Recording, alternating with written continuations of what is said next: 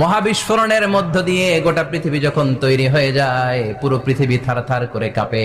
পৃথিবীর এই কাঁপুনি গুলাকে বন্ধ করার জন্য আল্লাহ পৃথিবীর ভিতরে 7টা টেকটনিক প্লেট বসিয়ে দিলেন। 7 tectonic plates create the mountain range on আর্থ।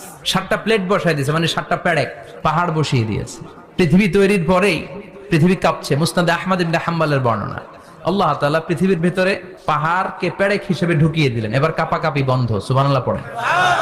ফেরেশতারা অবাক, ইয়া রাব্বাল আলামিন, এই পাহাড়ের এত শক্তি যে পৃথিবীর এই থারথার করে কাঁপুনিকে বন্ধ করে দিয়েছে। হাল মিন খালকিকা আশাদ্দা মিনাল জিবাল, ইয়া রাব, আপনার সৃষ্টিকুলের মধ্যে পাহাড়ের চেয়ে শক্তিশালী কি কিছু আছে?